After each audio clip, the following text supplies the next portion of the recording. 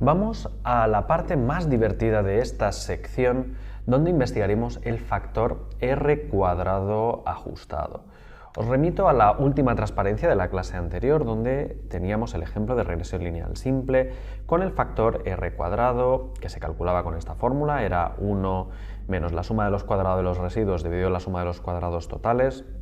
Os recuerdo que la suma de los cuadrados de los residuos medía las distancias desde cada punto a la predicción que elaboraba el modelo lineal, que de hecho no la tenéis aquí representada en el gráfico, y la suma de los cuadrados totales medía la distancia de cada punto con respecto a la media, que esta sí que la tenéis pintada y es la que aparece. Fijaos que la suma de los cuadrados totales es la misma siempre, independientemente del modelo, y que en general R cuadrado era una métrica que nos decía cómo de bien ajustaba nuestro modelo los datos que teníamos y de hecho cuánto mejor era el modelo con respecto a tomar la media de todos los datos como predicción general. Bueno, esto era como lo habíamos dejado en la clase anterior.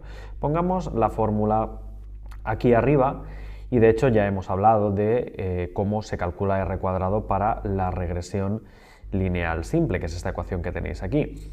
Pero los conceptos serían exactamente los mismos para una regresión lineal múltiple. R cuadrado se calcularía igual, se aplicarían los mismos conceptos que ya conocéis.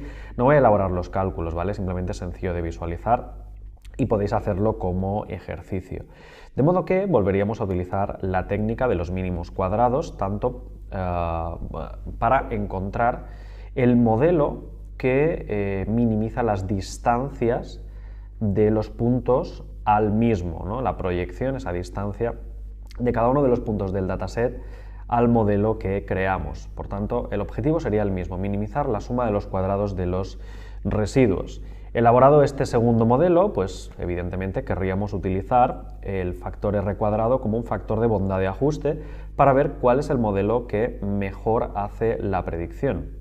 De entre los dos posibles nos quedaríamos con el modelo que tuviera el R cuadrado más elevado, ese sería el mejor y por tanto el que estuviera más cerca de 1 sería el que nos quedaríamos. Podríamos hacerlo simplemente tal cual y calcular los dos R cuadrados y decidir, pero hay un problema.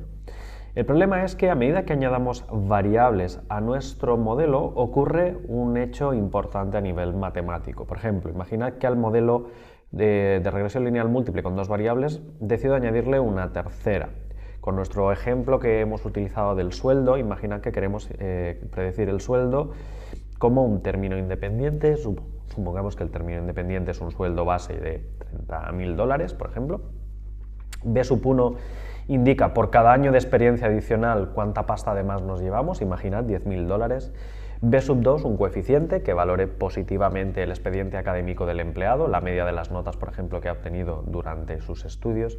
Y B sub 3, que ahora la quiero añadir, imaginad que fuera un bonus adicional medido por la cantidad de beneficio que la empresa es capaz de generar en base a nuestras ventas como empleado. Por ejemplo, imagínate el caso de un comercial que vende un producto a domicilio. Cuanto más vende ese comercial, mayor sería la repercusión en su propio sueldo y evidentemente en el beneficio de la empresa.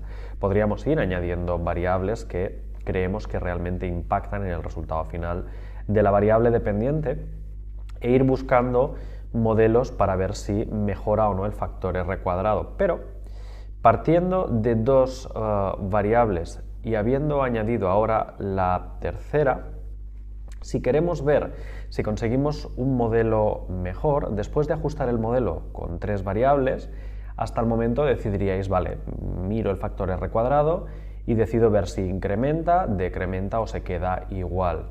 El problema es que por construcción R cuadrado siempre se quedará igual. R cuadrado nunca va a decrecer y por tanto siempre incrementará, de modo que solo con esta métrica la conclusión sería añade cuantas más variables mejora el modelo, que siempre mejora el factor R cuadrado. Realmente R cuadrado es 1 menos la suma de los cuadrados de los residuos dividido la suma de los cuadrados totales. Cuando yo añado una nueva variable al modelo, este tendrá en cuenta más información y como el objetivo es intentar minimizar la suma de los cuadrados de los residuos, eso significa que o bien la variable B sub 3 ayuda a minimizar esa suma, por tanto al ayudar a minimizar esa suma, la suma de los cuadrados residuos con tres variables es más pequeña que utilizando solo dos variables, O bien, la variable no tiene impacto alguno sobre la minimización de los residuos, entonces, como no influye en la minimización, esto provoca que el coeficiente b sub 3 del modelo de regresión lineal múltiple sea 0, ¿de acuerdo? En cuyo caso, esa variable no ayuda para nada a la minimización de la suma de los cuadrados de los residuos. Por tanto, R cuadrado, en el caso de tres variables, siempre será 1 menos algo más pequeño que lo que tenía antes, una suma de los cuadrados de los residuos más pequeña que lo que tenía antes, dividido por la misma suma de los cuadrados totales. Evidentemente, la media de los datos no cambia nunca y, por tanto, fijaros que como el cociente de suma de cuadrados de residuos entre suma de los cuadrados totales siempre decrementaría, siempre sería más pequeño, en consecuencia, R cuadrado siempre incrementaría su valor. Por eso, el añadir nuevas variables al modelo siempre provoca que el cociente disminuya del valor y, por tanto, R cuadrado incremente siempre. De hecho, el caso que os he dicho, de que b sub 3 tomara el valor 0, sería un caso especial, suele ser normalmente irrelevante en el proceso de minimización. Es decir, siempre existe, aunque sea una pequeñita correlación entre cada variable independiente y la variable dependiente que queréis predecir. No importa cuál sea la variable, que siempre influye un poco, por tanto, es muy raro, de hecho yo nunca me he encontrado con una variable, con un coeficiente b sub 3, b, el que sea 0. Por ejemplo, en el caso del sueldo, pues los años de experiencia, las notas de universidad, pues imagina que añadimos como nueva variable el último dígito de tu número de teléfono. Está claro que no hay ninguna correlación entre el último dígito de tu número de teléfono, entre esta nueva variable independiente con la variable dependiente sueldo, ¿vale? No hay una causa lógica, no hay una causa-efecto que podamos explicar un incremento de sueldo en función de la última cifra del número de teléfono. Pero si la añadiéramos, lo más normal es que hubiera una ligera correlación, aunque fuera totalmente aleatoria, que cause que la suma de los cuadrados de los residuos disminuye, aunque sea un poquito. Entonces, en resumen, el R cuadrado tal cual está sesgado y no nos sirve para medir si una variable aporta algo más al modelo o no, porque siempre que añadamos más variables a los modelos obtendremos R cuadrados mejores. Entonces, si R cuadrado no nos sirve para evaluar modelos con números de variables diferentes, ¿qué podemos hacer?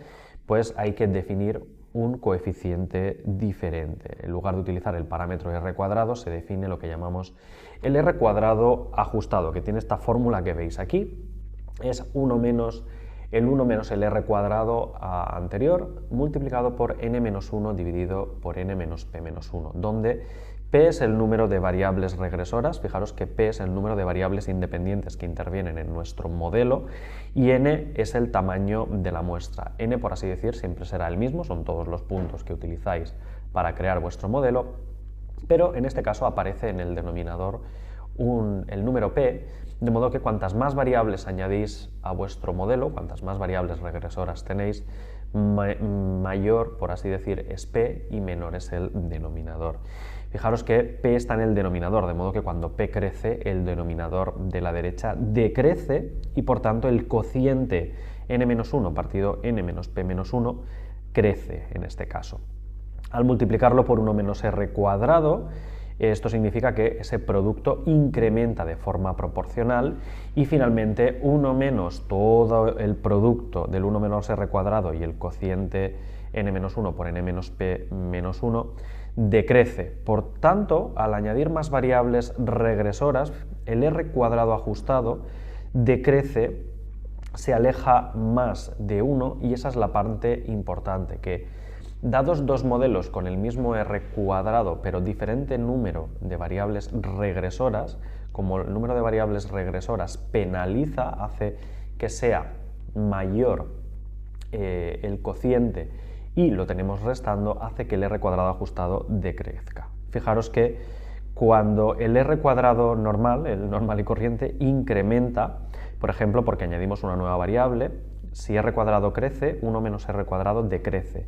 Y significa que tendremos una lucha de intentar incrementar R cuadrado por añadir una nueva variable, pero penalizar a la vez al otro lado utilizando el cociente n-1 partido n-p-1. Por tanto, esta batalla está servida, pues ahora añadir una variable ya no es garantía de que el R cuadrado ajustado vaya a crecer. Ahora añadir una variable al modelo se traduce en ver si gana más la subida del factor R cuadrado por un lado o la penalización del factor a la derecha para obtener el R cuadrado ajustado. En este sentido es una batalla justa. Si la variable no aporta significación al modelo, el factor R cuadrado tendrá un incremento ligero que no será nada comparado por el hecho de dividir en el cociente por una nueva variable independiente en el modelo. Si por otro lado, el caso contrario, la variable añadida ayuda mucho al modelo, el incremento de R cuadrado será muy superior al factor de penalización que lo acompaña y esto ayudará a hacer crecer el R cuadrado ajustado. Haceros un par de pruebas, tomad un par de R cuadrados e intentad con el R cuadrado fijo aumentar, disminuir la P y hacer algún caso donde R cuadrado cambie mucho y veréis que no por añadir una P la penalización es tan como para no hacer crecer en general el R cuadrado ajustado. Por tanto, así es como funciona, es una muy buena métrica, de hecho se utiliza muchísimo, añade muchísima información al modelo y vamos a ver cómo utilizarlo a lo largo de todo el curso, porque será necesario comprobar ya no solo que el modelo es consistente, sino que además es robusto, se comporta correctamente y en el caso de tener dicotomía, tener posibilidad de elegir entre múltiples modelos, será una de las métricas que nos ayude a decidir definitivamente cuál de todos los modelos es el que nos conviene en cada caso.